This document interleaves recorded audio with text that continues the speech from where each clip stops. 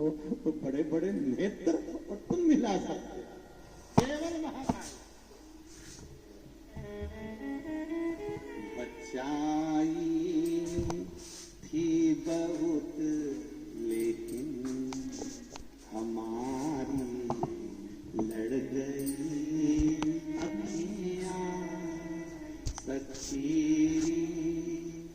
डमरुआ हमारी लड़ गई। बचाई थी बहुत लेकिन हमारी लड़ गई सखी डमरुआ हमारी लड़ गई। वेद प्रिय ब्राह्मण ने अपने पुत्र के बल पर 84 महादेव का आनंद पाया है।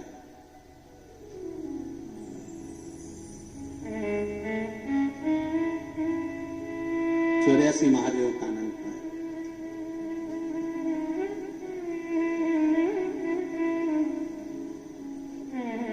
उज्जैनी के 4 फूट पर 4 महादेव हैं। 84 महादेव में से 4 महादेव अवंतिका के 4 फूट पर है।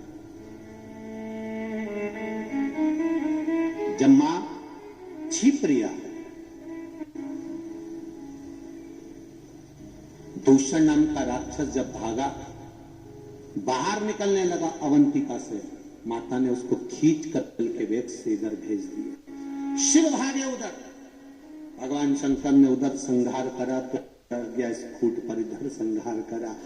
4 फूट पर 4 महादेव, 84 महादेव में से 4 महादेव 4 फूट पर हैं और 80 जो महादेव हैं वो भीतर अवंतिका में विराजमान है।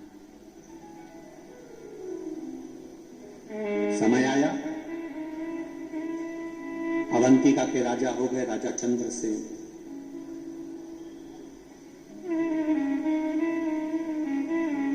राजा चंद्रसेन ने नियम बना लिया, ये ब्राह्मणों की देन,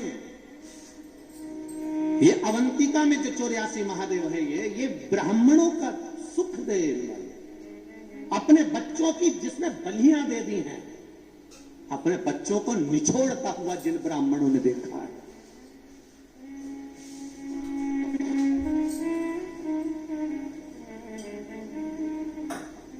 ये 84 महादेव ये पूंजी है उज्जैन में रहने वाले, अवंतिका में रहने वाले और पूरी भारत की भूमि पर रहने वाले ब्राह्मणों की पूंजी है 84 महादेव। ये पूंजी है 84 महादेव।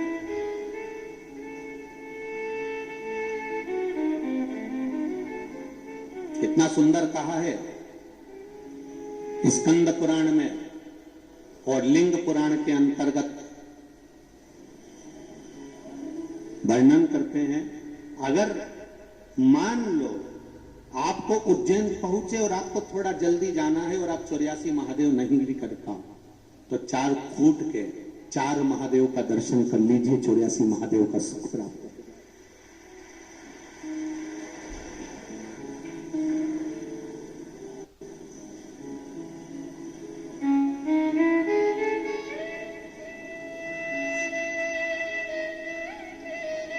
उज्जैन गोपाल मंदिर के पुजारी जी आदरणीय रामचंद्र जी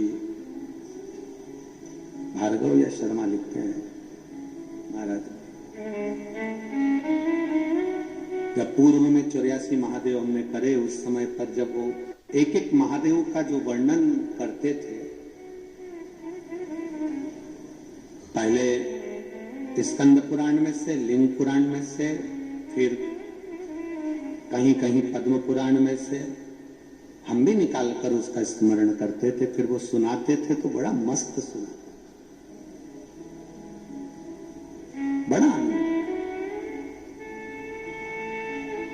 4 फूट पर 4 महादेव विराजमान है। राजा चंद्रसेन ने नियम बना लिया, नगर का राजा अगर भक्ति में लगा हुआ है, नगर का राजा शिव भक्ति में लगा हुआ है, राज्य का राजा अगर भगवान की आराधना में लगा हुआ है, तो यह विश्वास मानकर चलना कि दुनिया में किसी राज्य का राजा उस राज्य पर आक्रमण करने से पहले 50 बार सोचेगा।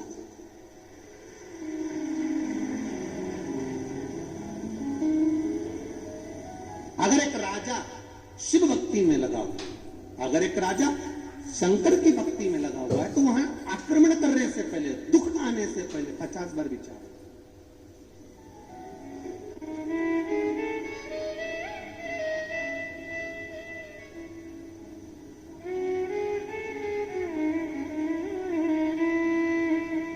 आपकी शिव भक्ति की प्रबलता होना चाहिए।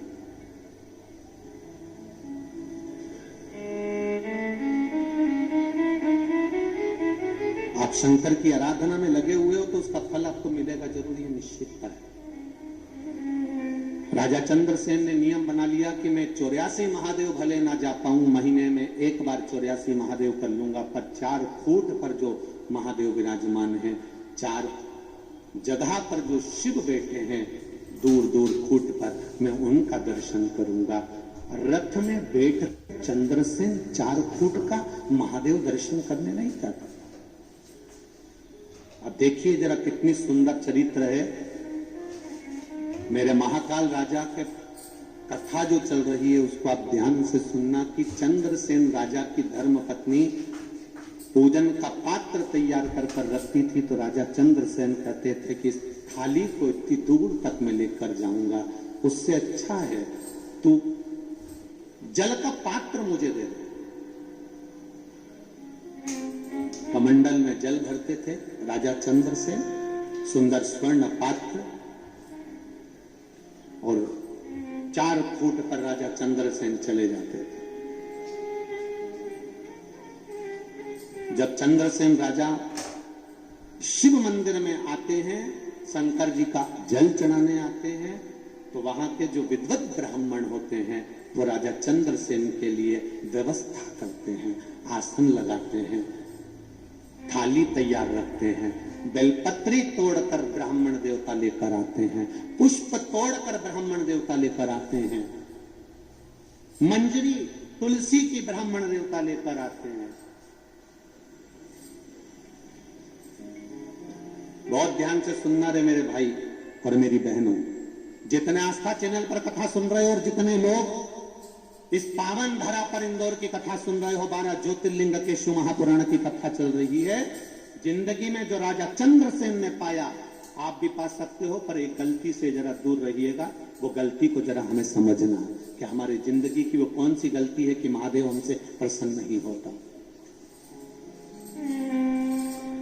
जितने रोडों पर बैठे हैं वो भी सावधानी से सुने इस कथा को, दिल से सुनिए। चंद्रसेन राजा ने देखा कि मैं जाता हूं, पूजा की थाली लगी मिलती है, बेलपत्र टूटी मिलती है, पुष्प मिल जाता है, जल थाली सब तैयार मिलती है, आसन ब्राह्मण लगाता है, थाली ब्राह्मण लगाता है, मैं बैठकर पूजन करता हूं, ब्राह्मण को दक्षिणा अधिक भी देता हूं, सब कुछ करता हूं, पर इसमें एक गलती हो जाती है। मेरे वीआईपी पन के कारण जो बहुत घंटों से खड़े हुए हैं उनको धक्का देकर निकाल दिया जाता है।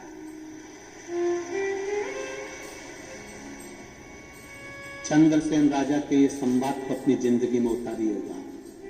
बहुत बड़े बड़े दानी हो आप लोग, बहुत बड़े बड़े धर्मात्मा हो आप लोग, बहुत वीआईपी भी हो आप लोग। मैं 1 लाख बेलपत्र शिव जी को चढ़ाती हूँ, मैं 1.25 लाख चढ़ाती हूँ सावन के महीने में, मैं इतना भंडारा चढ़ाती हूँ सावन के महीने में, मैंने ये कर दिया, मैंने वो कर दिया। तुम 1.25 लाख बेलपत्र चढ़ाओ चाहे 1 करोड़ बेलपत्र चढ़ाओ, तुम्हारी 1.25 लाख बेलपत्र चढ़ाने में अगर तुम्हें अहंकार आता है तो वो 1 बेलपत्र शिव की उठाकर शिव पर चढ़ाने वाला आगे निकल जाता है। शंकर को तुम्हारी 1.25 लाख बेलपत्र नहीं चाहिए। किसी पुराण में नहीं लिखा शंकर भगवान की कि तुम 1.25 लाख बेलपत्र चढ़ाओ या 1 लाख बेलपत्र चढ़ाओ। शंकर भगवान की कथा कहती है 1 बेलपत्र भी मुझे अपना मानकर दिल से चढ़ाएगा तो तू मेरा हो जाएगा। मुझे ज्यादा नहीं चाहिए, अपने दिल से मुझे दे।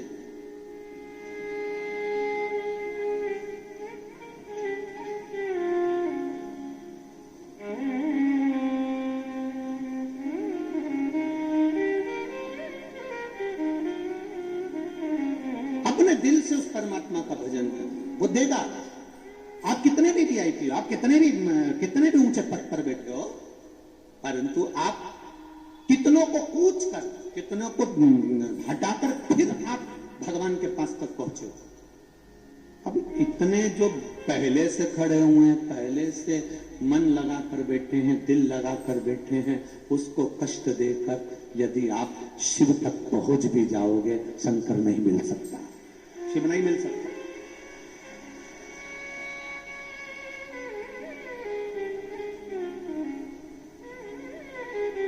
शिव नहीं मिलेगा।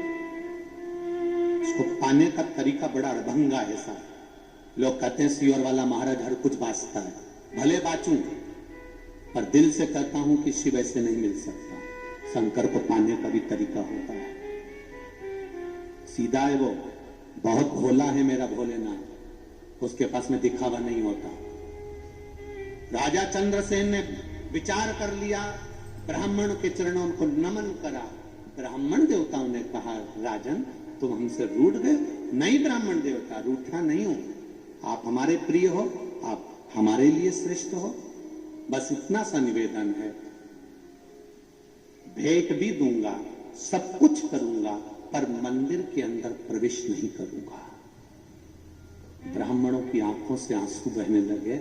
हमारा नगर का राजा और मंदिर के बाहर से चले जाए, मंदिर के बाहर से? ब्राह्मणों ने कहा, नगर का राजा ऐसा करेगा तो अच्छा नहीं लगेगा महाराज, लोग हम पर हंसेंगे, क्या कहेंगे? नहीं नहीं, आप ऐसा न करिए। नहीं ब्राह्मण देवता, आप मुझसे पूजन डेली पर करवाना। कहां करवाना? जम के बोलो जरा। डेली पर पूजन करवाना। दुनिया में ब्राह्मण से बढ़कर कोई कृपालु और दयालु नहीं हो सकता। उस ब्राह्मण ने कह दिया, गजब के राजा हो, देहली की पूजन कर रहे हो, यहां पर पूजन करोगे तो क्या मिलेगा? ब्राह्मणों जब राजा से कहते हैं, राजन आप मन में क्षुब्धता मत लाना कि देहली पर पूजन करने से कुछ नहीं मिलता, हम ब्राह्मण सन्यासी तपस्वी हमारी शिव आराधना का फल देते हैं। दरवाजे पर भी, देहली पर भी अगर आपने पूजन करी है तो हमने जो शिव अर्चना का फल पाया है, मात्र देहली पर प्रणाम करने से ब्राह्मण जो अंदर बैठकर शंकर जी की आराधना करता है, ब्राह्मण जो अंदर बैठकर महामृत्युंजय पाठ करता है, ब्राह्मण जो अंदर बैठकर संकल्प लेता है, ब्राह्मण जो अंदर बैठकर पूजन करता है, मात्र शिव मंदिर की देहली पर माथा रख देने से ब्राह्मण का सारा पुण्य उसके खाते में आ जाता है। जो उसने अंदर भजन करा है, जो उसने पुण्य कमाया है, ब्राह्मण अपना पुण्य देता है। इसलिए गो ब्राह्मण ये दोनों का एक क्रम है। गाय अपने बच्चे के दूध भगवान उसको देता है तो अपने बछड़े के लिए देता है। गाय को दूध बछड़े के लिए दिया जाता है, पर बछड़े को तो पास में बांधा जाता है, गाय का दूध निचोड़ लिया जाता है। गाय खड़ी रहती है तो भी खुश होती है, मेरा बछड़ा नहीं पिए पर मेरी संतान तो पी रही है, गाय उसमें खुश।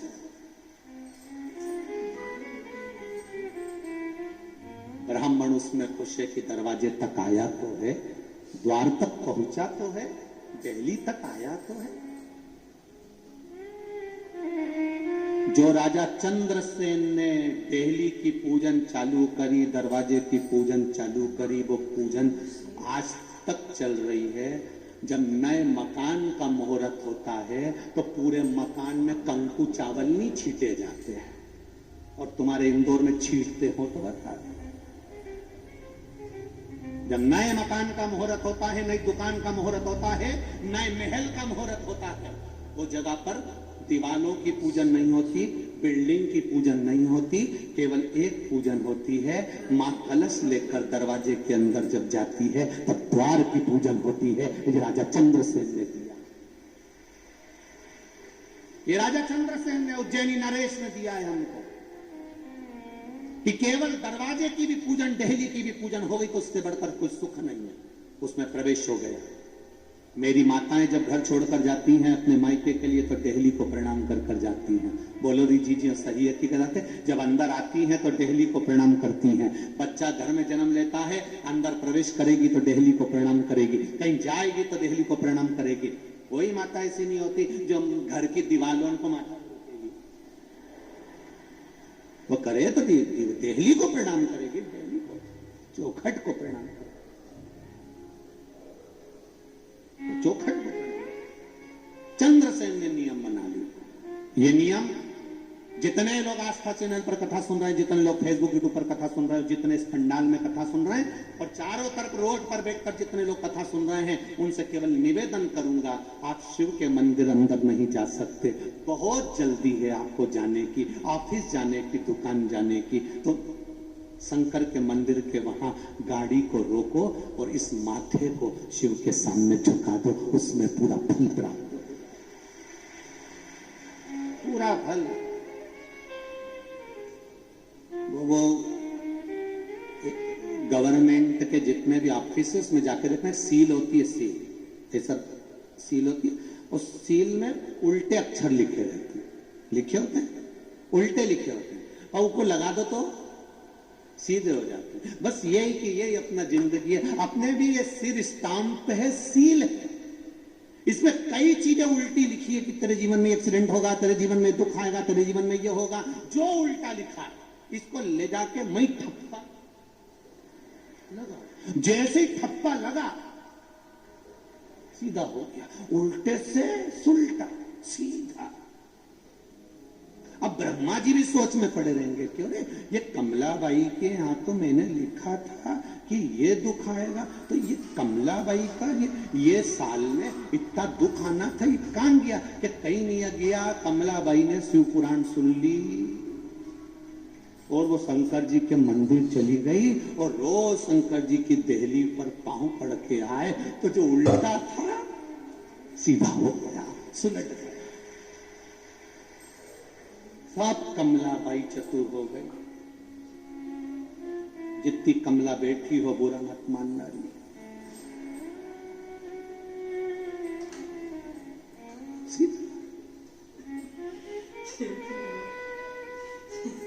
चंद्रसेन ने विचार कर लिया, मंदिर की देहली पर आऊंगा।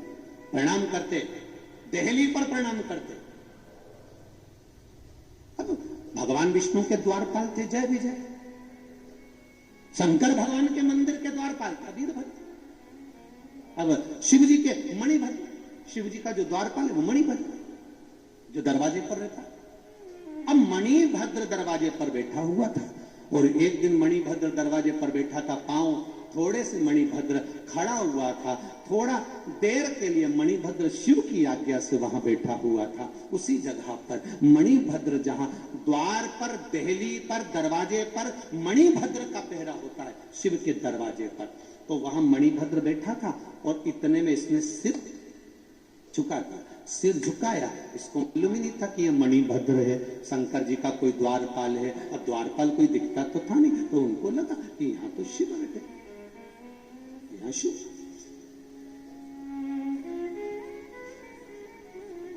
मणिभद्र बैठा। अब मणिभद्र जब बैठा हुआ था, मणिभद्र जब विराजमान था, तो मणिभद्र जैसे ही दरवाजे पर बैठे थे और इसने सिर को झुकाया, मस्तक को झुकाया, मस्तक को जैसे झुकाया, मणिभद्र को लगा गजब का राजा है। दुनिया के लोग मंदिर के अंदर जाकर प्रणाम करते हैं, दुनिया के लोग मंदिर के अंदर जाकर नमन करते हैं, ये अवंतिकापुरी का राजा चंद्रसेन तो दरवाजे पर नमन करता है। मणिभद्र खुश हो गया। मणिभद्र ने कहा, राजन ले, तुम्हारी पूंजी मैं तुम्हें देता हूं। मणिभद्र ने अपने कंठे से निकालकर एक मणि राजा चंद्रसेन को दे दी। ये मणि तेरी जिंदगी का सारा सुख प्रदान कर देगी, तुझे कहीं नहीं जाना।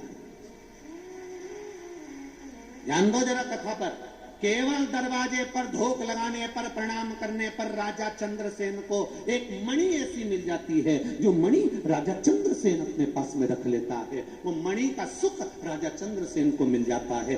आसपास के सारे राज्यों में खबर हो गई, राजा चंद्रसेन के पास एक ऐसी मणि है जो मणि सोना उगलती है, धन देती है, वैभव देती है, सत्ता देती है, प्रतिष्ठा देती है।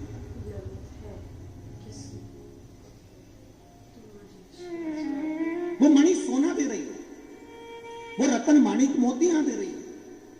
अब तो राजा चंद्रसेन के ऊपर आसपास के जितने नगर के लोग थे, राज्य के लोग थे, वो आपस में राजा हो सब तिल मिला उठे। और आपको कथा में कहा था, पत और पतंग जैसे ऊपर जाती है, काटने वालों की संख्या बढ़ जाती है। वैसा कि वैसे ही राजा चंद्रसेन के साथ हो गया। सारे नगर के राजा इकट्ठे हो गए। पहले एक राजा ने खबर करी कि वो मणि हमको दो। चंद्रसेन ने मना कर दिया, तुम पूरी सत्ता ले जाओ पर मणि नहीं दूंगा। दूसरे ने खबर करी, हम उसको आक्रमण से ले लेंगे। चंद्रसेन ने कहा, भले तुम मणि नहीं दूंगा, तुम आक्रमण कर दो। सारा साम दाम दंड भेद सब लगा लिया चंद्रसेन राजा से मणि लाने के लिए। नहीं मिली, तब पूरे चारों तरफ के राजाओं ने अपनी सेना तैयार कर दी और आक्रमण की तैयारी होने लगी केवल एक मणि के लिए। केवल एक मणि जो मणिभद्र ने दी थी, जो शिव जी के द्वार से प्राप्त हुई थी, उस मणि के लिए आक्रमण करने की तैयारी हो गई। राजा को मालूम पड़ा आज चारों तरफ से सेनाएं तैयार होकर अवंतिकापुरी पर आक्रमण करने आ रही है। धर्म पत्नी के पास में पहुंचा। धर्म पत्नी ने 4 फुट के चारों ब्राह्मणों को बुला लिया। 4 फुट के चारों ब्राह्मणों को बुलाकर धर्म पत्नी ने पूछा, ब्राह्मण देवता, आपके आशीर्वाद से मेरे पति को ये मणि मिली है, दरवाजे पर मात्र प्रणाम करने से ये मणि मिली है, और ये मणि मेरे पति के लिए बड़ा कष्ट पैदा कर रही है। चारों तरफ से आक्रमण हो रहा है, कुछ करिए ब्राह्मण। तब ब्राह्मणों ने कहा, क्यों चिंता करती हो महारानी जी, जिस दरवाजे से मणि मिली है वही दरवाजे पर रहने वाला और मंदिर के अंदर रहने वाला ही तो राजा को बचा लेगा। तुमको लड़ने की जरूरत ही क्या है? जिसने दिया है वो संभालेगा।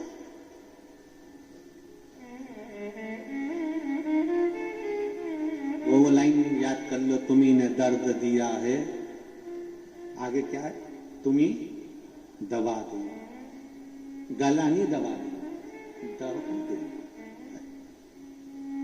अब मणि दिए आपने तो संभालोगे भी आप। चला राजा चंद्रसेन आज शिव जी के मंदिर के द्वार पर नहीं, शंकर के मंदिर के अंदर जाकर बैठ गया।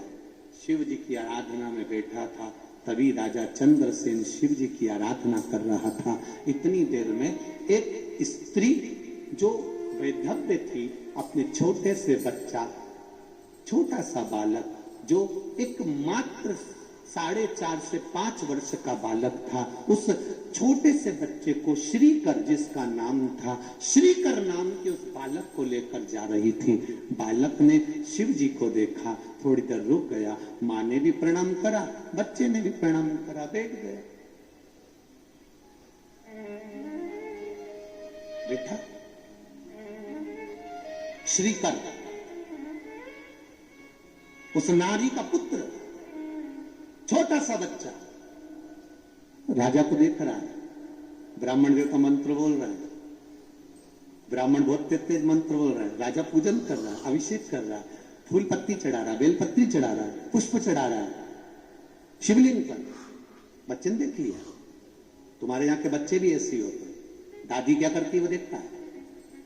अगरबत्ती लगाई है दादी ने, दादी जब उठ के चली जाती है, अगरबत्ती बुझ जाती है, समाप्त हो जाती है, तो डंडी रहती है ना अगरबत्ती की, उसी को उठा के घुमाता है। बोलो नहीं जी जी सही है कि गलत है? बच्चा देखता है।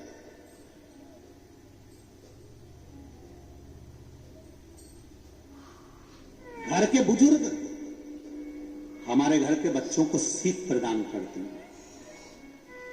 श्रीकर ने देख लिया कि राजा कैसे पूजन कर रहे थे। मां ने हाथ पकड़ा श्रीकर का, चलो बेटा। मां का हाथ पकड़कर श्रीकर अपने घर चले गया। दूसरे दिन श्रीकर ने विचार करा, मेरी मां ना जाने कौन से मंदिर लेकर गई थी इतनी दूर, मैं कहां जाऊंगा मंदिर में। श्रीकर ने एक वृक्ष के नीचे से मट्टी उठा ली, उस मट्टी का शिवलिंग बना लिया, शिवलिंग बनाकर जमीन पर रख दिया। जमीन पर रखा है, ना चौकी है ना पाटा है, जमीन पर रख दिया। अब गया श्रीकर तैयारी करने के लिए, पानी भर कर लिया आया एक बाल्टी में। उसको नहीं मालूम कि बेलपत्री कैसी होती है, सब पेड़ों की पत्तियां तोड़ के लिए आया, सब पेड़ों की पत्ती, फूल तोड़ लाया, जमीन पे रख लिया, बैठ गया जैसा राजा बैठा था। अब पंडित जी मंत्र बोल रहे थे मंदिर के अंदर, अब इसको मंत्र तो आते ही नहीं थे। चालू हो गया, मुंह बड़बड़ करे, मुंह चलाए। बच्चों को देखना, जब तुम्हारे घर में कोई पंडित जी पूजन करके चले जाएं तो बच्चे भी फिर उनकी नकल करते हैं। बच्चे भी नकल, पंडित जी जैसा जैसा करेंगे ना बच्चे वैसा वैसा पंडित जी को देखकर करेंगे। सीख देते ब्राह्मण, सीख देते घर के बुजुर्ग, सीख देते। उस बच्चे ने बड़बड़ाना चालू करा, बड़बड़ करता रहा। थोड़ी देर बाद मुंह में उंगली रखकर बड़बड़ करता रहा। जब आखिरी में अब जल चढ़ा रहा है, अब पुष्प चढ़ा रहा है, और जैसा राजा बैठा था ऐसा बैठ गया। श्रीकर की मां ने अंदर से आवाज लगाया, श्रीकर, ए बाबू श्रीकर, बेटा श्रीकर आओ। श्रीकर आता नहीं है, नेत्र बंद करके शंकर की आराधना में बैठा हुआ था, भक्ति में डूबा हुआ था। आवाज लगाई, श्रीकर नहीं आया। मां को क्रोध आ गया, मेरा बेटा ना जाने कहां चले गया। दौड़ती हुई बाहर आई, देखती है ये तो आंख बंद करके बैठा। क्रोध आ गया मां को, भगवान ने मेरे ललाट में पहले से तो दुख लिखा था, पति पहले चले गया, मैं बेधब्य हो गई, और ऊपर से ये औलाद ऐसी कि मेरी सुनती नहीं। क्रोध पर क्रोध करा मां ने, श्रीकर का हाथ उठाकर झंझोड़ कर उठा दिया, सामान जो पड़ा था उसको बिखेर दिया। शंकर जी को उठाया मां ने, पटक। मां, क्योंकि युवान अवस्था में पति चले गया, घर में कोई भी नहीं, एक औलाद, और वो भी नहीं सुने तो मां को क्रोध तो आएगा ही। शिव को उठाकर पटक दिया, टूट गया शिवलिंग। श्रीकर रोने लगा, बिलख गया, मां से हाथ छुड़वाया, जहां पर शंकर भगवान का शिवलिंग बिखरा पड़ा था। श्रीकर लोट लगाने लगा, मेरा महादेव, मेरा महादेव, मेरा महादेव कर कर पुकारने लगा। मां, मुझे महादेव चाहिए, मैं बिना महादेव के नहीं रह सकता। मां खींच रही है, और जो शिवलिंग की मिट्टी नीचे पड़ी थी, बच्चा उस मिट्टी को पकड़ता है, तब मेरा महाकाल वहीं से प्रकट होकर श्रीधर को खींच लेता। तब मेरा महाकाल प्रकट हुआ, काल अधिपति तब प्रकट हुआ। सामने प्रकट होकर वो महाकाल का शिवलिंग सम्मुख में आ जाता है। केवल मिट्टी थी, और उस मिट्टी में से काल अधिपति प्रकट होकर महाकाल राजा बैठ जाता है। वो काल अधिपति शिव उस मिट्टी में से प्रकट हो गया। मां, शिव ने दर्शन दिया, माता ने चरणों में धोख लगा ली, क्षमा मांग ली, गलती हो गई प्रभु क्षमा करिए, मैं ग्वालन, मैं गाय और आदि पशुओं को पालने वाली, मुझ में कहां ज्ञान होगा, मेरे बच्चे ने कुछ गलती कर दी। नहीं, बच्चे ने गलती नहीं करी, उसके विश्वास ने मुझे इस अवंतिका में मुझे प्रकट करा है। श्रीकर, मांग तुझे क्या चाहिए? श्रीकर कहते हैं मैं कुछ नहीं मांगना चाहता। मेरे शंकर भगवान हनुमान जी का जो रूप था उस रूप में यहाँ पर आ गए। श्रीकर को गोदी में बिठाकर कहा, श्रीकर शिव जी से मांग ले कुछ। श्रीकर कहता है मुझे कुछ नहीं चाहिए, बस इस अवंतिका में आप सदा विराजमान हो जाओ, लोगों के काल का हरण करना, महाकाल बनकर बैठना। शिव जी ने कहा, सुनो श्रीकर, मेरा वर आशीर्वाद है, तुम्हारी 8 पीढ़ी पूरी निकलेगी और 8 पीढ़ी में तुम्हारे यहाँ नंद बाबा का जन्म होगा, उस नंद राय जी की गोद में स्वयं नारायण खेलेंगे कृष्ण बनकर। ये मेरा वर तुम्हें दे, ये मैं वर देता हूं। एक छोटा सा बालक मेरे महाकाल को प्रकट करने की सामर्थ्यता रखता है। मेरे बच्चों से निवेदन है,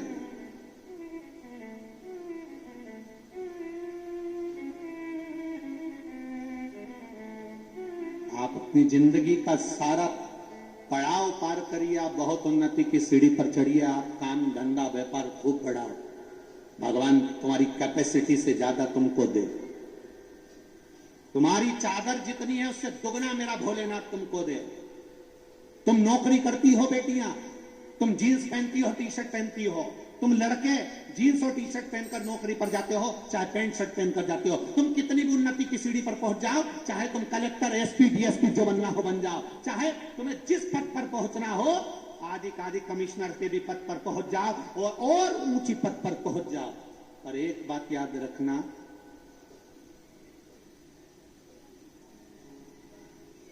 संसार दाम से चलता है और मेरा महादेव नाम से चलता है।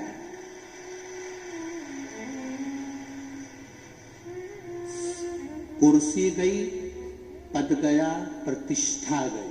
तुम कितने बड़े भी अच्छे से अच्छे खूब ऊपर पोस्ट पर बैठ जाओ, जब कुर्सी चली जाएगी डोकरे हो जाओगे, तुम्हारी औलाद ही तुम्हारी नहीं सुनेगी तो दूसरा क्या खाक सुने। पद प्रतिष्ठा में मेरी बेटियां ये अपने चित्त वृत्ति में बिठा कर रखना कि मैं बड़ी सुंदर हूं, मैं इस कंपनी में जॉब कर रही हूं, मैं इस कंपनी में जॉब करता हूं, मैं इस कंपनी में हूं, मेरी कंपनी का पैकेज जितना है, मेरी कंपनी का पैकेज जितना है, तुम्हारी कंपनी का कितना भी पैकेज हो, ऊपर की कंपनी के पैकेज कितने हैं ये तुझे क्या मालूम है? वो पैकेज कितना है, उस पैकेज को बढ़ाने का प्रयास करिएगा। राम नाम, कृष्ण नाम, शिव नाम कितना लिया, शंकर के मंदिर में कितनी बार गई, भले जींस पहनो, भले टी शर्ट पहनो, पर शिव मंदिर तक कितनी बार गई। दुनिया के लोग हंसे, हंसने दो, अगर आज मंदिर जाने से दुनिया के लोग हंसेंगे तो ये निश्चित है एक दिन वो भी तेरे लिए ताली बजाएंगे कि बाबा बहुत ऊपर उन्नति की ओर बढ़ गई। शर्म नहीं करना हमको मंदिर जाने में। बेटियों से निवेदन, नवयुवक बेटों से निवेदन, चाहे दुनिया के लोग कितना भी कहें, हमें मंदिर जाने में शर्म नहीं करना चाहिए। हम कितने भी फैशन, चाहे हम कितने भी सुंदर हों, पर हमें शिव मंदिर में जाने से कोई रोके तो उसको कह दो, सुन ले रे, आज तो तूने कह दिया, आगे से मत कहना। आग लगे बस्ती में पंद्रह मस्ती, कमाओ, तुम्हारे 4-4 जॉब लग जाए, तुम्हारी तनख्वाह बढ़ जाए, तुम्हारी फैक्ट्रियां हो जाए, तुम्हारे गाड़ी बंगले बन जाए, सब कुछ है तुम्हारे पास में, तो भी शंकर के मंदिर में जाने में शर्म नहीं करना।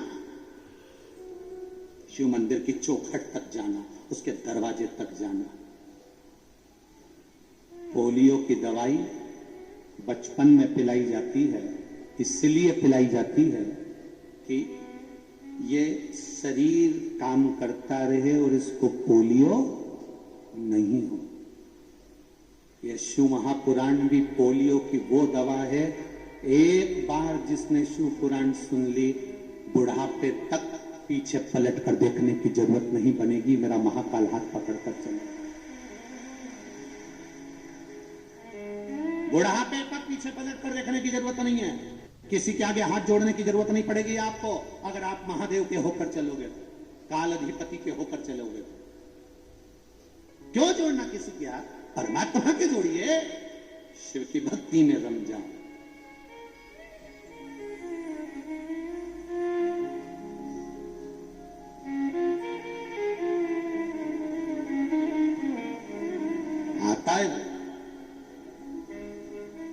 ऐसा नहीं कि मेरा महादेव नहीं आता। छोटा सा बच्चा जब जमीन पर शिवलिंग के टूटे हुए भाग को पकड़कर खड़ा होता है, तब मेरा काल अधिपति भी आता है।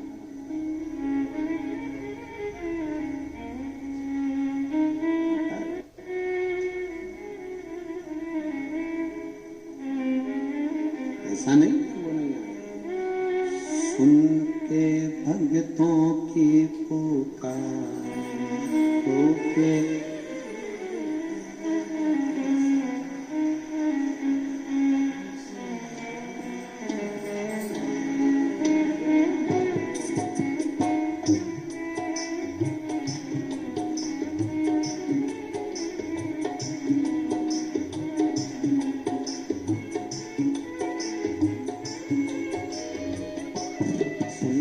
भक्तों की पुकार हो के नंदी पे सवार काशी नगरी से आया हे मेरा भोलेनाथ। सुन के भक्तों की पुकार हो के नंदी पे सवार काशी नगरी से आया हे मेरे भोलेनाथ। सुन के भक्तों की पुकार नंदी पे सवार काशी नगरी से आए मेरे भोलेनाथ।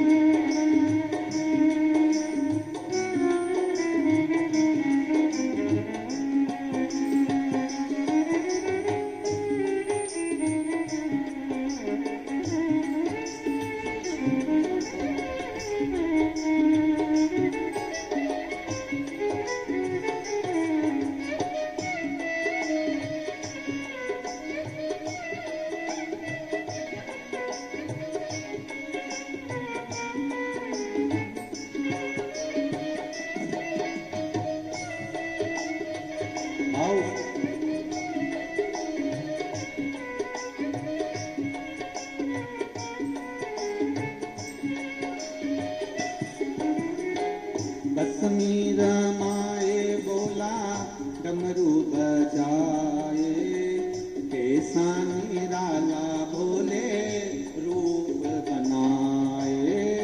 कश्मीर माए बोला डमरू बजाए कैसा निराला भोले रूप सजाए। कश्मीर माए बोला डमरू बजाए भोले रूप बनाए।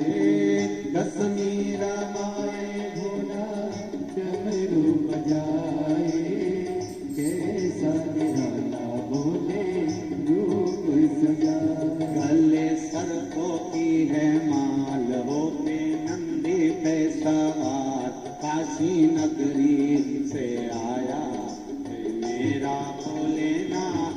सुन के भक्तों की पुकार होके नंदी सवार काशी नगरी से आया मेरा भोलेनाथ। सुन के भक्तों की पुकार होके नंदी से सवार काशी नगरी से आया मेरा भोलेनाथ। सुन के भक्तों की पुकार होके नंदी से सवार काशी नगरी से आया मेरा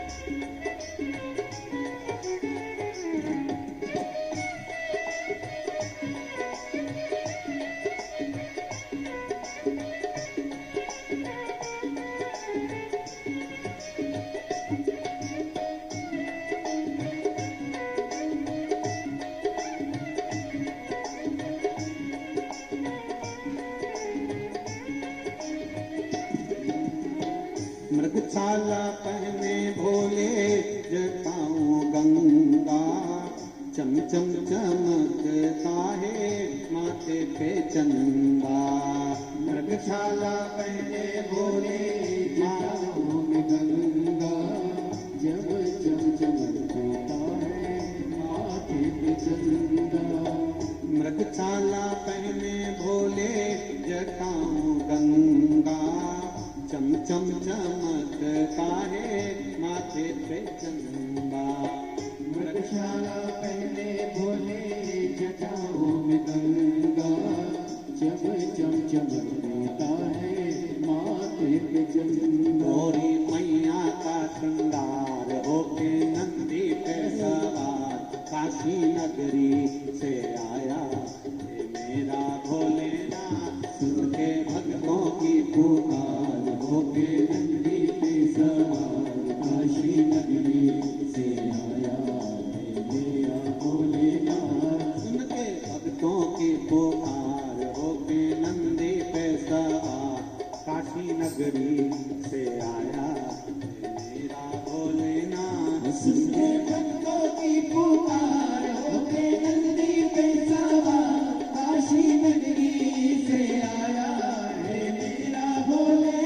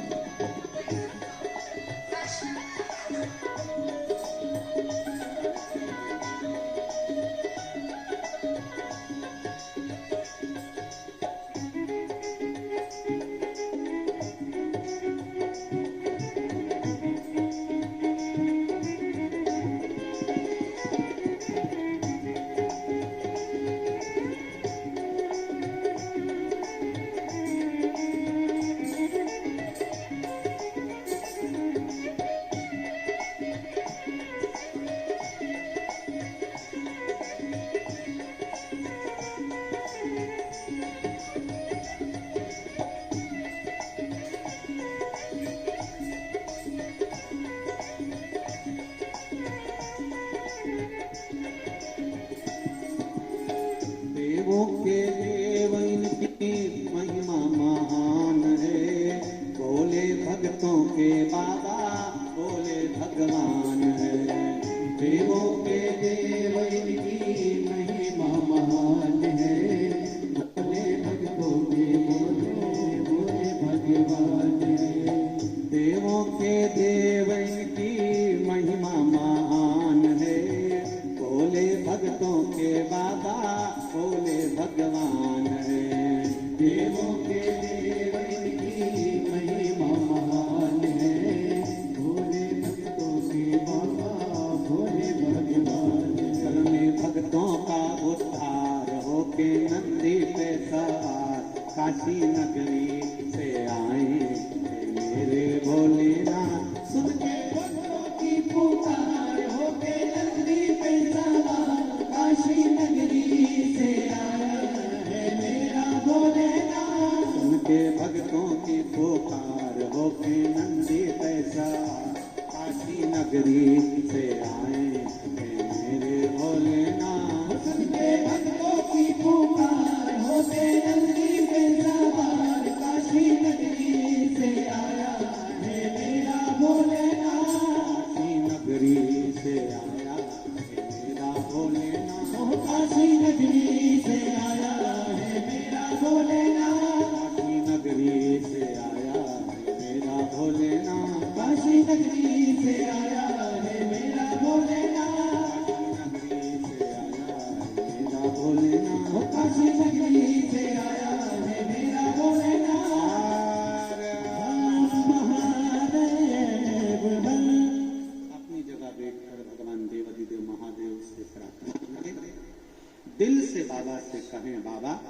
आपकी कृपा हम जीवों पर सदा बनी रहे।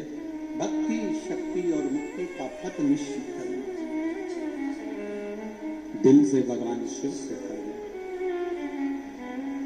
श्री शिवाय नमस्ते। एक बात हमने पहले भी कही, आप फिर कह रहे हैं।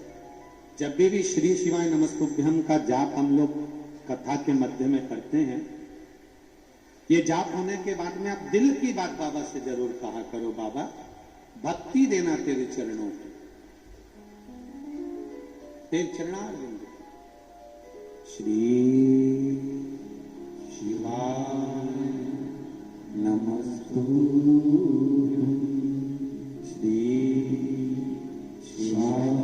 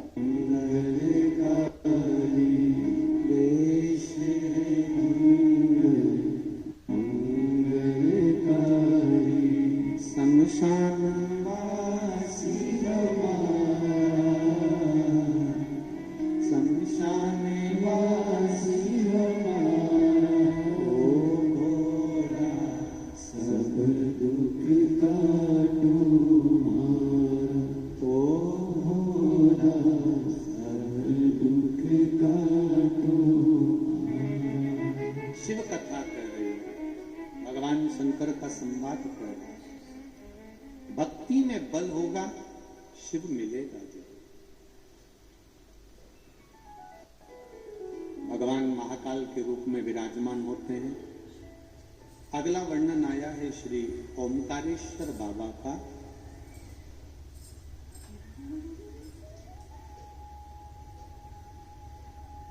देवऋषि नारद के लिए और देवऋषि नारद के छोटे से ज्ञान के चक्कर में भगवान शंकर को एक अवतार लेना पड़ा। भगवान शिव को एक ज्योतिर्लिंग में आकर विराजमान है।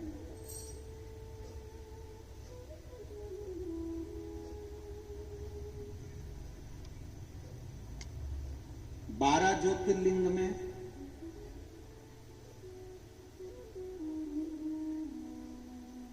परमेश्वर जो लिंग है, देखिए ये जो ओमकारेश्वर है, ओमकारेश्वर का जो शिवलिंग है, इस शिवलिंग का नाम है परमेश्वर।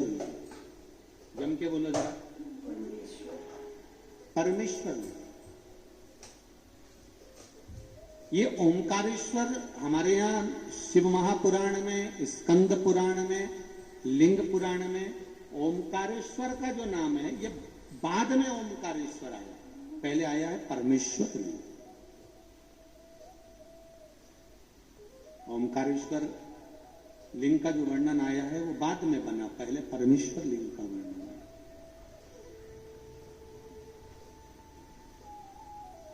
ये जो 12 ज्योतिर्लिंग है हमारे यहाँ पर भारत की भूमि पर, ये जो शिवलिंग है, इसमें भगवान शंकर की ज्योति विराजमान है।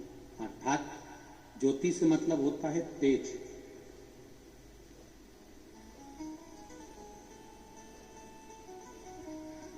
संसार में चाहे कोई शंकर जी की पूजन करे ना करे, पर जितने भी मनुष्य के शरीर है, मानव की जितनी देह है, मानव का जितना शरीर है, और चाहे जलचर हो, थलचर हो, वायुचर हो, जीव जितने भी हैं, उसमें जो जठर अग्नि होती है,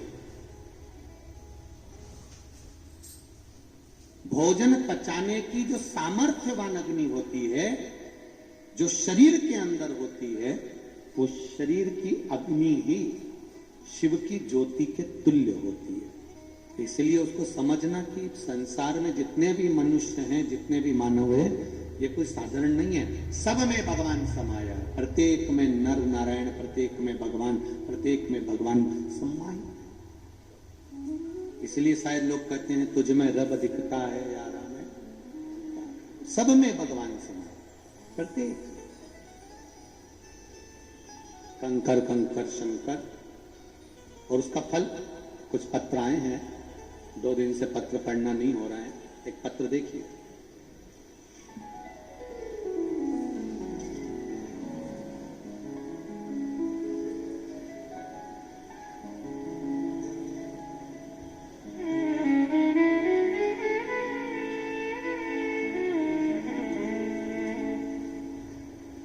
दीपक जी नामदेव,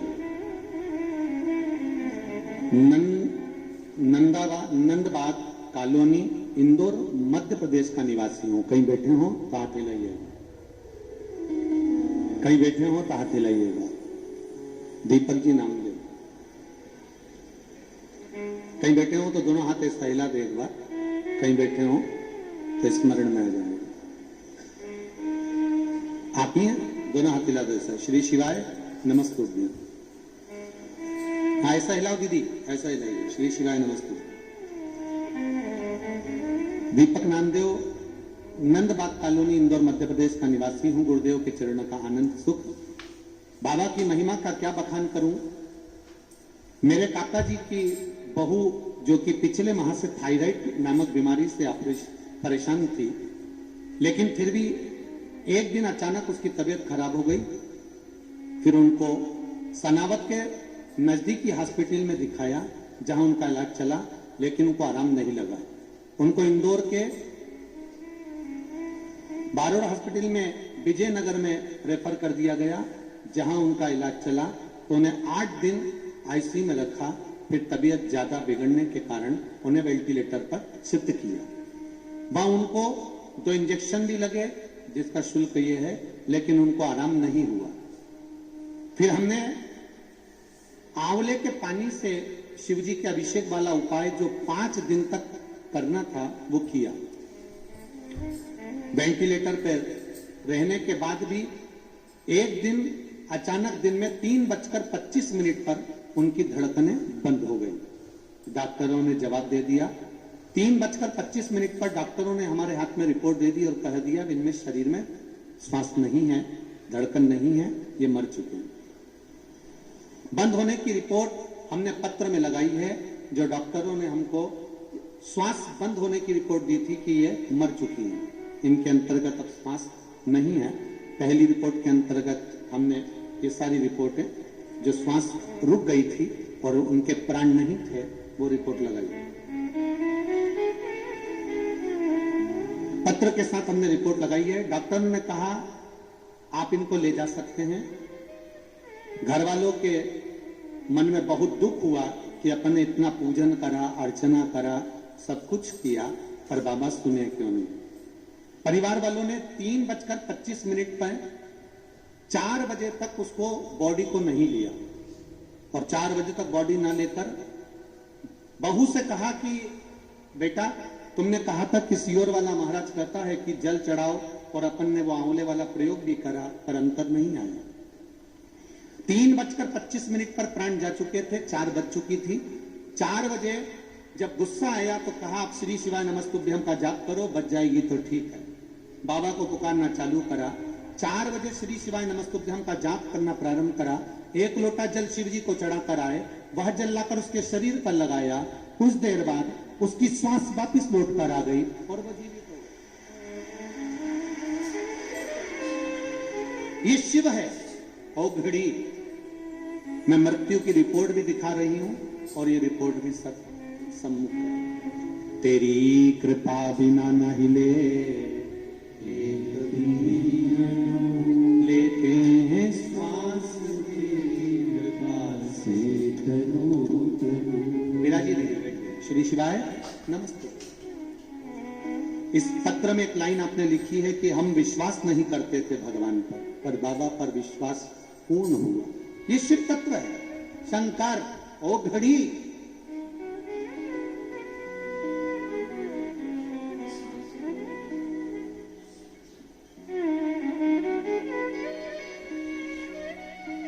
पत्र में लिखा है आपने कि लोग मानते नहीं, इसलिए हमने रिपोर्ट भी भेजी।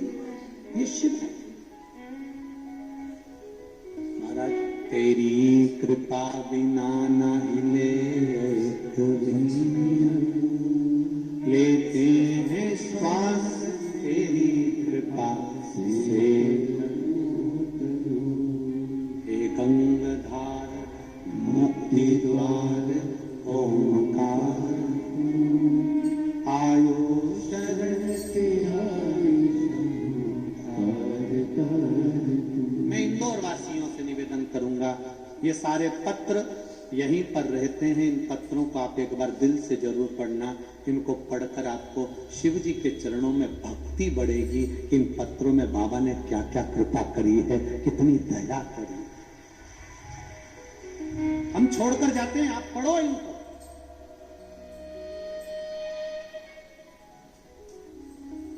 जनमानस, ये एक व्यक्ति का फोटो आया है लगा हुआ, देखिए। शरीर पूरा जल चुका है।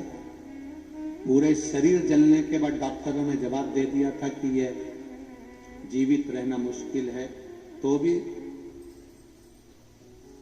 हाथ में ले आए हैं साथ में। इसको डॉक्टरों ने जवाब दे दिया था, ये शरीर पूर्ण तरह से जल चुका था और डॉक्टरों ने इसको जवाब दे दिया था। इसमें लिखा है, उम्मीद नहीं थी गुरुदेव, डॉक्टरों ने जवाब दे दिया था। शरीर पूरी तरह से गैस में, सिलेंडर में जल चुका था। उसके फोटो लगाए गए हैं। शरीर में श्वास नहीं, दम नहीं, पूरा शरीर बेकार हो चुका था। जिस शरीर के अंतर्गत कुछ नहीं बचा था। डॉक्टरों ने जवाब दे दिया। खरगोन ले जाकर जब हम पहुंचे, डॉक्टरों से मेरे पापा की कोई जिम्मेदारी नहीं ली और सारे डॉक्टरों ने जवाब दे दिया खरगोन के भी। तब सारे डॉक्टर मना कर दिए। तब हम वापिस इंदौर को लेकर आए और इंदौर चौथराम में उनको इलाज शुरू करने के लिए कहा। उन्होंने भी कह दिया था ये ठीक नहीं हो पाएंगे। मेरा 16 सोमवार का उद्यापन था गुरुदेव। मैंने बाबा से विनती करी, मैं तेरी कथा सुनती हूँ, मुझे ठीक कर देना मेरे पापा को। आज मेरे पापा खुद यहाँ पर प्रणाम करने के लिए आए। आप इसमें लिखा है आपका पांव और हाथ काम नहीं कर रहा था, कर रहा है हाथ पैर दोनों काम, हाथ पैर दोनों काम कर रहे हैं, ठीक है।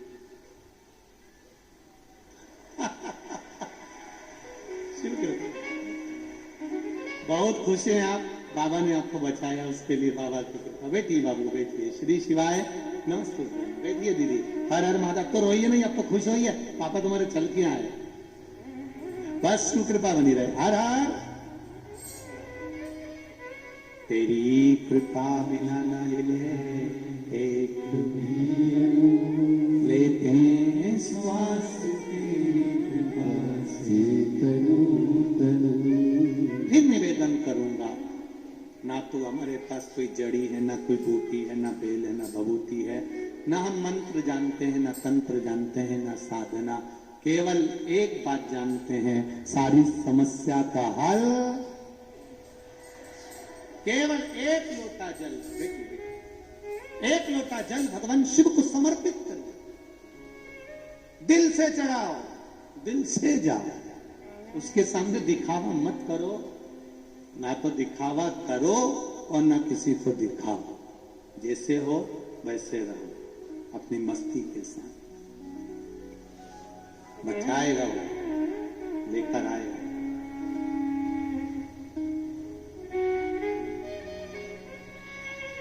बहुत पत्र हैं, हम खुद नहीं पढ़ पाते हैं साहब इतने पत्रों को।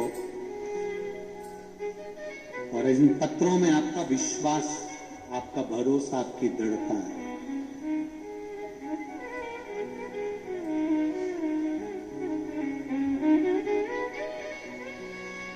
इन पत्रों में आपका विश्वास जुड़ा। एक भी पत्र सीहोर नहीं जाते, सब यहीं रहते हैं।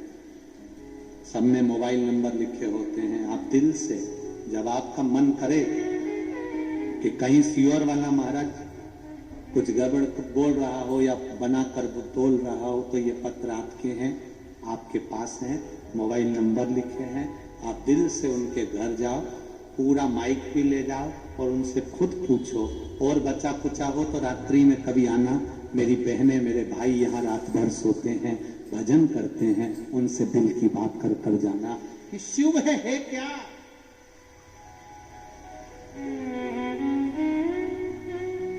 3 दिसंबर से 9 दिसंबर तक प्रसाद शिव महापुराण की कथा बड़ौदा में होगी, गुजरात में होगी।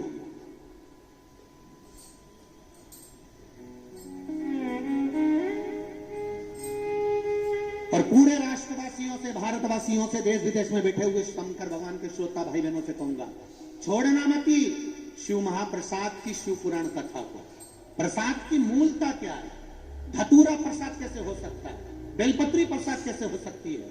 एक पत्ती में क्या बल होता है? 3 पत्ती की बेलपत्र मात्र जिस प्रसाद में डाल दी जाती है, उस प्रसाद की क्या महत्वता है? रात भर प्रसाद क्यों नहीं रखते हैं? एक कमल के पुष्प का कमल गट्टा जिसका पानी शिव वृक्ष पर चढ़ जाता है, उसके प्रसाद की मूलता क्या होती है? उस प्रसाद शिव महापुराण की कथा को सुनना शायद जिंदगी में कभी फिर सुनने को मिले ना मिले, उस कथा का रस तक अपनी जिंदगी में जरूर उतार। वो प्रसाद का मूल सत्यनारायण भगवान का प्रसाद हो, चाहे किसी भी देवी देवता का प्रसाद हो, 33 कोटि देवी देवताओं के प्रसाद की महत्वता क्या है, क्या कहती है हमारा चरित्र, उसको सुनिए, अपने जीवन में उतारिए। क्यों 16 सोमवार में मलीदा बनता है, चूरमा बनता है? क्यों 16 सोमवार में ये चूरमा और बेलपत्री और मिश्री के 16 सोमवार होते हैं, 3 बार करे जाते हैं, उसकी प्रसाद की मूलता को ये मौका मिला है अपने को सुनने का। कई लोग कहते हैं इतनी कथाएं होती हैं, सब तक सुनो, प्रत्येक कथा से कुछ मिलेगा, प्रत्येक कथा से। और दिल लगाकर अगर सुन लिया एक बार कि मुझे इस कार्य के लिए मैं कथा सुन रही हूं, बाबा मेरी झोली भरेगा, तो ये विश्वास है आगे के 3 महीने के अंदर तुम भी किसी कथा में ऐसी पंडाल में सोते हुए मिलोगे। ये पंडाल में जो सोते हैं ये हल्के फुल्के नहीं है, सब बाबा के भक्त हैं और सबके पास में भगवान ने खूब दे रखा है। तुम ये मत सोचना कि एक बिस्कुट का पूड़ा दे दोगे तो तुम महान हो जाओगे, नहीं। ये तो बाबा के दरवाजे पर भिक्षा मांगकर इसलिए खाते हैं कि 7 दिन कैलाश धाम में कल्पवास करने आते हैं, इसलिए भिक्षा के रूप में ले लेते। इनको तुम ये मत सोचना कि हल्के फुल्के होंगे और तुम कह दो कि हम इंदौर वाले, हम आगे बैठेंगे, तुम बाहर से आओ पीछे बैठो। नहीं नहीं नहीं,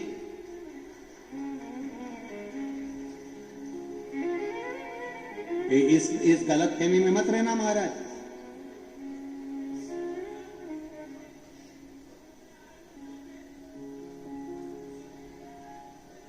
कौन बोला कीड़े मकोड़े आए? लोग बोल रहे हैं कि कीड़े मकोड़े आए हुए हैं। मेरे इंदौर के लोग ऐसा नहीं बोल सकते, मुझे विश्वास है। ये लोगों की गलत सोच है और विचार है। ये मेरा दिल कहता है, मेरा विश्वास है, मेरा इंदौर मेरी जान है, ऐसा नहीं है।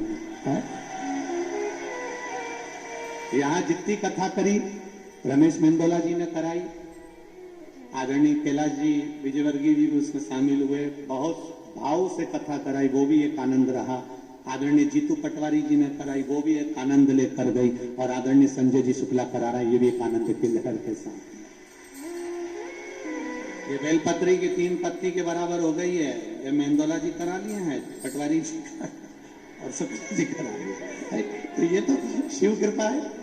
परंतु मेरा फिर विश्वास करता हूं, भाव से कहता हूं, सब बाबा के भक्त हैं, सबके घर में जमीन जायदाद पैसा धेला खूब है, केवल ये कल्पवास के लिए 7 दिन आते हैं। और मेरा गुजरात वालों से भी निवेदन है, मौका मत छोड़ना। बड़ौदा की पावन धरा पर 3 तारीख से 9 तारीख तक दोपहर में 2 से 5 बजे तक कथा के रस तत्व को ग्रहण करना। सुखदेव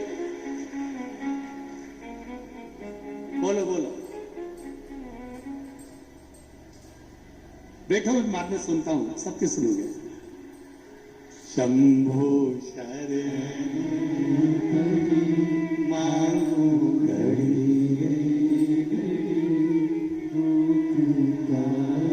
बोलना है।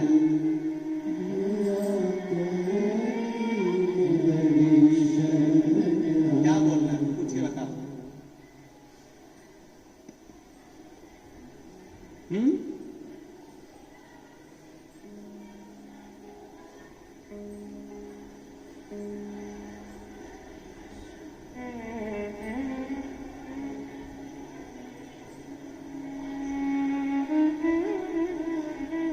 देव जरा माइक देव देव, अब सुनी ले दे दे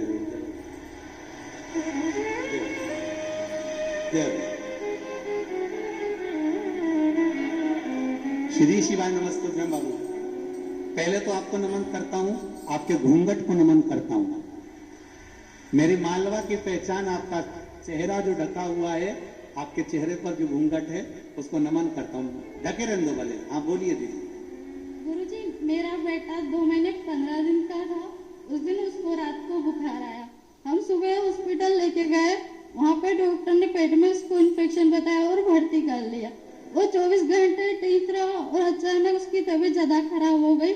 उसको बड़े अस्पताल में लेके गए, इंदौर में आईसीयू वार्ड में एडमिट किया। डॉक्टर ने वेंटिलेटर का बोल दिया, पर मेरे पास रुद्राक्ष का जल था। मैं शिवाय नमस्तुभ्यम बोलती रही। पूरा स्टाफ आश्चर्य में था, मेरे बेटे को वेंटिलेटर नहीं लगा। पर गुरुजी, उसका आईसीयू में एडमिट था। उसकी 2 सीटी स्कैन हुई और 4 इकोकार्डियम, उसमें कोई बीमारी नहीं मिली। बस उसको सांस में लेने में तकलीफ आ रही थी। मैं घर आई, मेरे पियर गए, मैंने पशुपति व्रत लिए। 4 व्रत पूरे हो गए, मेरा बेटा ठीक भी होने लगा। 5वां पशुपति व्रत था और श्रावण आ गया। मैंने श्रावण खत्म होने के बाद 5वां उपवास किया। उसी दिन मेरी सास ने भी उपवास किया। सास ससुराल में थी और मैं मेरे पियर में थी। शाम को पूजा कर गया और बेटा रोने लगा। मैंने दूध पिलाया और ज्यादा रोने लगा। तबीयत अचानक ज्यादा खराब हो गई। हम दोनों ने उपवास छोड़ा और अस्पताल लेके गए। अस्पताल में वो पूरी रात ठीक रहा। जैसे ही 12 दूसरा दिन लगा मंगलवार का, और बेटा शांत हो गया 12 बजे को 22 मिनट को। तो गुरुजी, आप पशुपति व्रत करें या नहीं करें? पशुपति व्रत थोड़ा रुक के करना, जो बेटा गया है वही बाबा वापस देगा। गुरुजी, मेरी सास का एक उपवास हुआ था बेटे को ठीक करने के लिए, अब वो बाकी के 4 करें? नहीं, वो नहीं करेंगे, वो नहीं करेंगे, उसको रोकेंगे। श्री शिवाय नमस्तुभ्यम। शंभो शरणे पड़ी मांगू घड़ी रे घड़ी, दुख काटो दया करी दर्शन। बाबा से विनती करना और विनय कर जाना कि वो बाबू, जैसे एक बार कथा में सीहोर की कथा थी और कहीं की कथा थी, 20 वर्ष का बेटा चले गया था। आप लोगों ने टीवी पर भी उस कथा का स्मरण करा। किस किसने सुना था? वो सुना। 20 वर्ष का बेटा चले गया था, पर बाबा ने उसको 20 साल का बेटा जाना, उसके बाद वापिस आना, ये शिव कृपा के बिना कोई नहीं कर सकता। प्राप्त होगा कहीं शरीर में।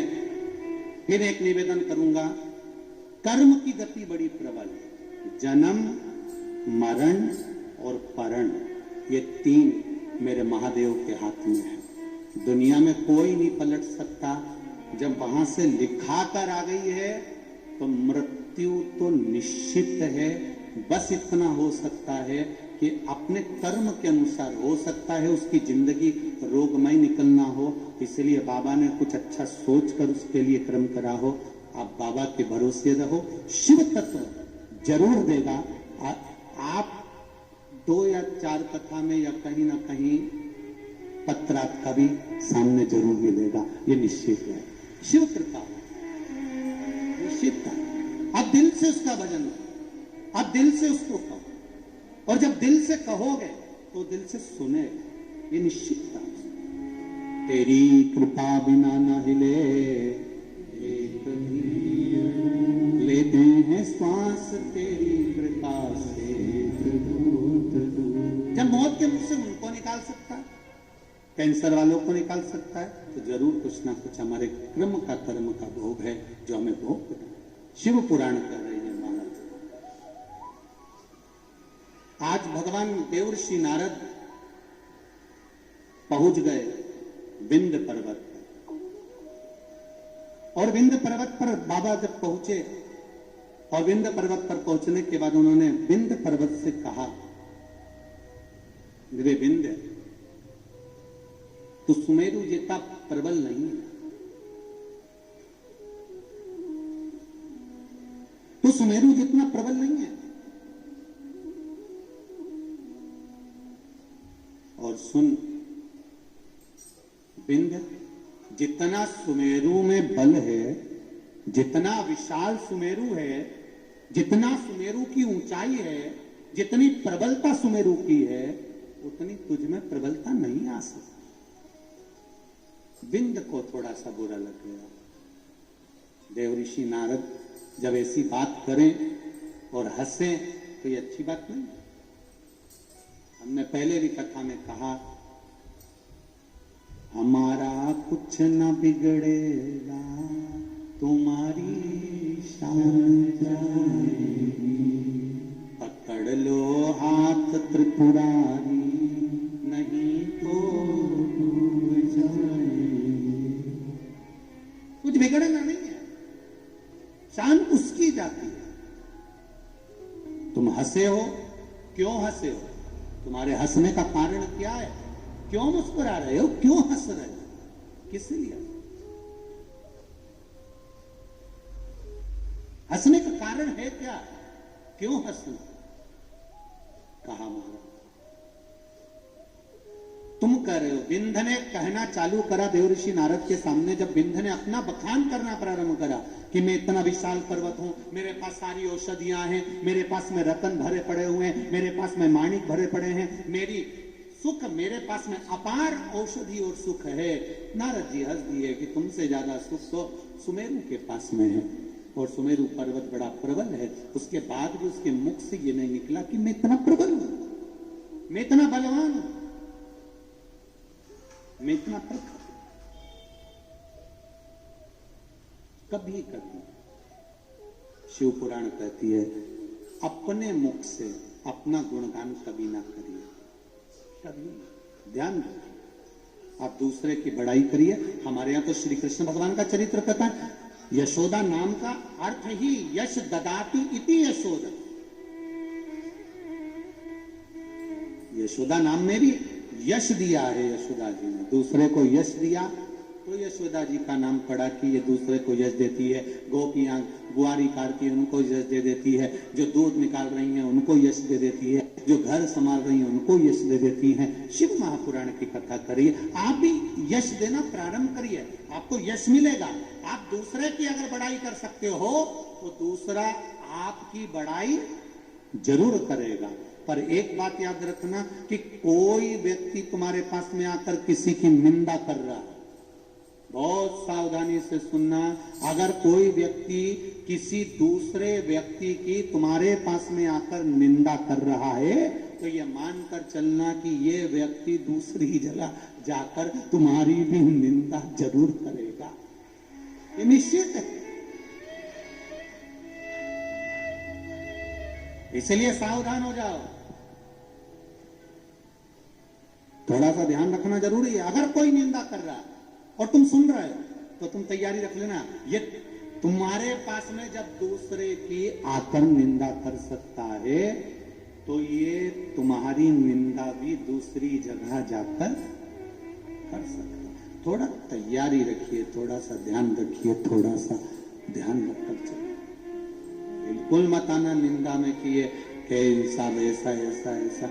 ये बहुत लोग आते हैं जिस समय पर आप प्रतिष्ठा के पद के ऊपर जब चढ़ते हो तो लोग आपके पास में आकर खूब लोगों की बात कहेंगे, उसने तुम्हारे लिए ऐसा कह दिया, उसने ऐसा कर दिया, क्यों साथ देना, एक काम मत करो उसका, उसने ऐसा करा था, उस समय पर ऐसा बोल दिया था। नहीं नहीं नहीं, जब ये उसकी निंदा तुम्हारे पास कर सकता है तो तुम्हारी निंदा भी ये कहीं ना कहीं जाकर जरूर करेगा। सावधान हो जाओ, चुगल चोटों से बचो। ये जितना निंदा करेंगे ये दूसरी जगह तुम्हारी करेंगे। इनके बिल्कुल चक्कर में मत आना। कोई कह दे नहीं तुम्हारे लिए उसने ऐसा बोल दिया, तुम्हारे लिए वैसा बोल दिया, ये दूसरी जगह जाकर तुम्हारी निंदा करेगा कि वो तुम्हारे लिए ऐसा बोल रहा है। इनको पहचानो, ये बहुत बड़े बड़े भेरू हैं, इनको जानना पड़ेगा। जब तक आप अपने कानों से नहीं सुन लो, जब तक आप अपनी आंखों से नहीं देख लो, तब तक विश्वास मत करना कि व्यक्ति ऐसा है। कोई किसी की बुराई करे, पहले उसको परखो, पहले उससे मिलो, पहले उससे एक बार जाकर बैठकर बात करो कि व्यक्ति ऐसा है क्या। हमने तो सुना था व्यक्ति ऐसा, वो व्यक्ति ऐसा, इतना इतना बोलता है, ऐसा ऐसा बोल देता है, इतना आड़ा टेढ़ा बोल देता है। उससे मिलो तो वो आड़ा टेढ़ा क्यों बोलेगा, किस लिए बोलेगा, उससे मिलो, जाके एक बार बात तो करो। जाओ एक बार उसके पास में, क्यों रिसीवर वाला महाराज, हमने तो सुना था। तो मिलो एक बार जाकर, उससे बैठो, बातचीत करो। कई लोग कह देते हैं उनकी जो मम्मी है वो बहुत तेज है, लड़की मत ब्याहना, उनके घर में छोरी मत देना, उसकी मां बहुत तेज है। तो जरा विचार करो, जो तुमसे कह रही है कि उसकी माता बहुत तेज है, जब इसकी जीवान इतनी चल रही है तो ये कम तेज है। छोरी मत ब्याहना, बहुत तेज है। अब जो तुम्हारे पास में शिकायत करने आई ना, इसी की खबर दूसरे से निकलवा लो, वो भी बोल देगी बहुत बोले, वो तो इतनी चुगल चोटी, कई क्यों, इनकी तो 2 चोटी करना चाहिए। 3 चोटी है, चुगल चोटी, दिन भर चुगली करती बेटे, पूरे मोहल्ला में। तुम करो, मिलो पहले जाकर। कोई क्या कमला ऐसी, पहले कमला से जाके मिलो। क्यों रही कमला भाई, कैसी कमला भाई, क्या फालतू की बात मत कर, बैठ दीदी बैठ, मैं चाय बना के लाऊं तुम्हारे लिए, पी। अब के दूसरे के पास जाके, कमला भाई तो इतनी जोरदार, वो की बहू तो उतर के ही नहीं आई, बापड़ी ने अकेली ने चाय बना के पिलाई थी। अब मिले तो है ही नहीं अपन उनसे, मिले तो है ही नहीं। अपन को बस किसी ने कह दिया वो व्यक्ति ऐसा है, वो महाराज ऐसा, वो व्यक्ति ऐसा, वो ऐसा व्यक्ति, वो ऐसी पद पे बैठा है, कुर्सी पर बैठा है, वो ऐसा है। अरे उससे मिलो तो, ऐसा है। मिलोगे तब मालूम पड़ेगा कितना सिंदूर चढ़ा। मिलो तो।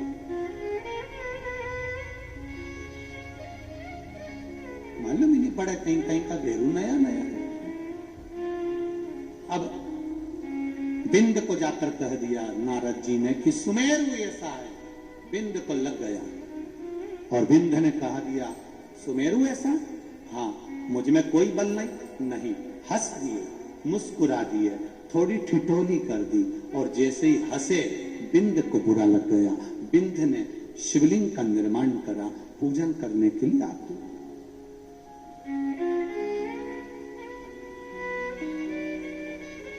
जब शिव जी की पूजन में आतुर हुआ बिंद, भगवान शंकर की भक्ति में आतुर हो गया बिंद, घोर तप में लीन हो गया बिंद, तब शिव को याद कर। बहुत जरूरी है, हमारा ध्यान रखिएगा जरा। पहले के लोग तीर्थ करने जाते थे तो पोटली बांध के ले जाते थे। बोलो री जी जी, सही है कि गलत है? उसमें आटा, चावल, दाल, कुकर, भगोनी, घी, तेल, शक्कर। आज के लोग ले जाते हैं क्या? सामान ले जाते हैं? क्या ले जाते हैं? जेब में 2000 की गड्डी। बस उनने गड्डी फंसाई जेब में और लेकर चल दिया। अब तुम इतना सामान लेकर गए, होटल अच्छी अच्छी दिख रही है, वीआईपी दिख रही है, और तुम कहो कि साहब मैं इस होटल में कमरे में रहना चाहता हूं, तो वहां होटल वाले क्या कहेंगे, लाओ जरा देव निकाल के, तो उसको क्या आटा रख लो, नमक मिर्ची रख लो, तो कोई तुमको वहां रहने देगा? अरे बोलो तो जम के नहीं। और तुमने जेब में से निकाला कुछ न आटा निकाला ना चावल, और जेब में से जो गड्डी निकाली तो इतने में तो क्या सर पानी। वो 2000 की गड्डी दिखी थी, इतनी देर में सर पानी। सर कौन सा रूम खोल दूं? सर का सामान उठाओ लेके चलो, सर के लिए चाय लेकर आओ, लाओ जरा। कौन सी कॉफी लाऊं? ठंडी की गरम? उसने भी कह दिया गरम कोई ठंडी कर ला। सर भोजन क्या करोगे? रोटी। अब केवल 2000 के नोट की गड्डी तुम्हारे जेब में थी तो तुमको वीआईपी ट्रीटमेंट मिला, और गड्डी खत्म। निकलो, जाओ निकलो, जाओ सर का सूटकेस नीचे रखिए, जाओ बाहर। तो अभी हमारी गाड़ी आने में तो 2-3 घंटा, बाहर बैठ जाओ, गड्डी नहीं है तुम्हारे पास में, बाहर बैठ। 2000 के नोट की गड्डी जेब में थी तो एसी का रूम, डनलप का गद्दा, वीआईपी भोजन मिला। उसी तरह राम नाम 2 अक्षर का तुम्हारे पास रहेगा तो ऊपर भी वीआईपी ट्रीटमेंट मिलता रहेगा। ऊपर वीआईपी, वैकुंठ का सिंहासन, खूब जोरदार गादी, तकिया ने सब मिलेगा। बस अपने पास में भगवान के नाम की गड्डी होना चाहिए, भगवान के नाम की पूंजी होना चाहिए। राम नाम, कृष्ण नाम, शिव नाम की पूंजी हमारे पास, और जब ये पूंजी हमारे पास में होगी तो हमें सुख मिलेगा, ये निश्चित है, प्राप्त होगा, ये निश्चित है। महाराज विंध्य पर्वत में तप साधना करी, और तप साधना करते करते विंध्य के मन में भाव प्रकट हो गया, शिव जी का प्राकट्य हो गया। शंकर भगवान ने पूछा, विंध्य मांग तुझे क्या चाहिए? प्रभु लोग मुझे पूछते नहीं हैं, लोग मेरा आदर नहीं करते हैं, मुझे छोटा बताते हैं, आप कृपा कर दीजिए। शंकर भगवान ने कहा, चिंता मत कर, मैं स्वयं परमेश्वर लिंग के रूप में जो तूने शिवलिंग का निर्माण करा है, इसी शिवलिंग में मैं परमेश्वर लिंग के रूप में विराजमान होऊंगा। और भगवान परमेश्वर शिवलिंग के रूप में विराजमान हो गए। जब उस समय पर मानधाता राजा ने फिर तप किया, और राजा मानधाता ने तप किया, तप साधना से भगवान शंकर उस राजा मानधाता के तप के बल पर मां नर्मदा जी ने ओम नाद करना प्रारंभ करा, और नर्मदा जी यहाँ पर ओम रूप में आकर प्रवाहित हो गई, तो इसका नाम ओमकारेश्वर। भगवान ओमकारेश्वर के रूप में विराजित, भगवान ओमकारनाथ के रूप में विराजित। आगे वर्णन आता है, शिव महापुराण की कथा। राजा मानधाता जो भगवान शिव की अविरल भक्ति को केवल जानता था, इसके सिवाय कुछ नहीं जानता था, केवल शिव भक्ति, शिव भक्ति के सिवाय कुछ भी नहीं।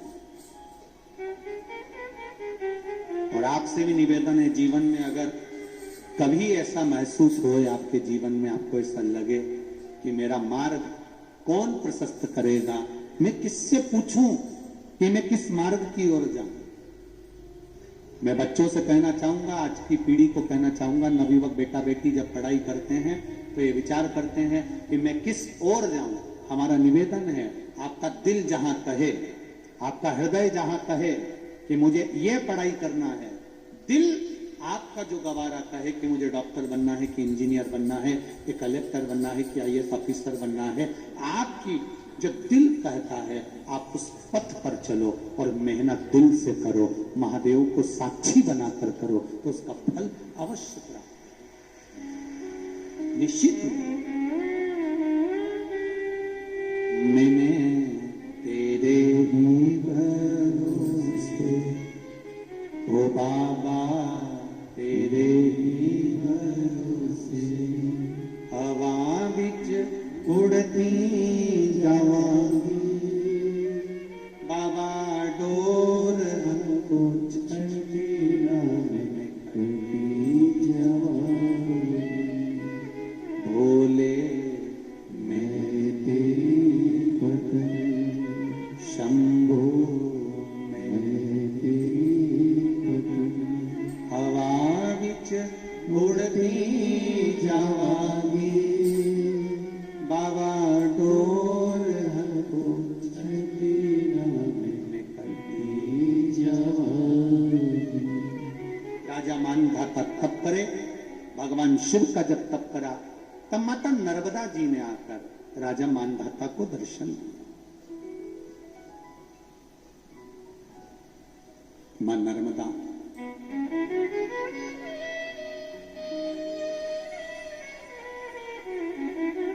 जिसका गंगा की 100 डुबकी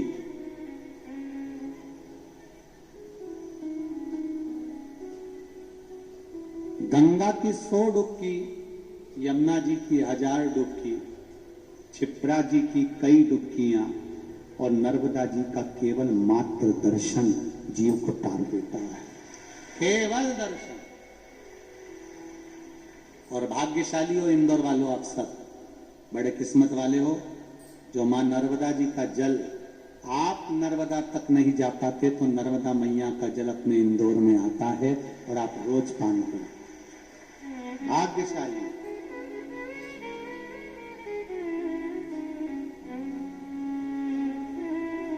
मां नर्मदा का जल आपके जीवन को सार्थक बना। इतनी कृपा करी है माई नर्मदा ने कि आप नर्मदा जी के घाट तक नहीं पहुंचे तो नर्मदा जी आपके घर तक पहुंच गए।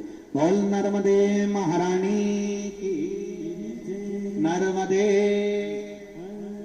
जम के बोला जा नर्मदे।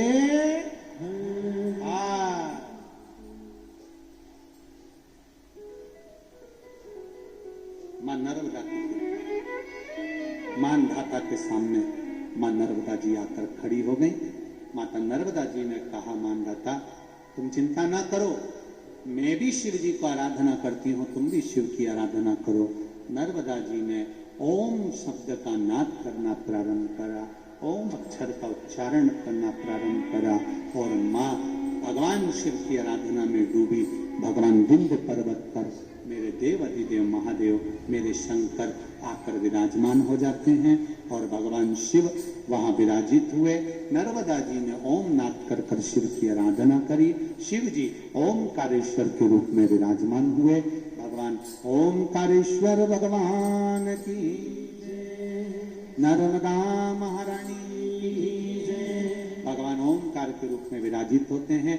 कल की कथा में बहुत से शिवलिंगों का स्मरण करते हुए ज्योतिर्लिंगों का स्मरण करेंगे। कुंदकेश्वर महादेव पधार रहे हैं, जोरदार ताली का स्वागत करें। भगवान कुंदकेश्वर महादेव का दर्शन करेंगे। थोड़ी सूचनाएं आशीष जी प्रदान कर रहे हैं और निवेदन, बहुत ज्यादा संख्या में आप लोग आए हो, इसलिए पहले बाहर रोड पर जो लोग बैठे हुए हैं वो लोग निकल जाएं, उसके बाद में ग्राउंड वाले निकलेंगे। धीरे धीरे निकलना, अपनी चेन अंगूठी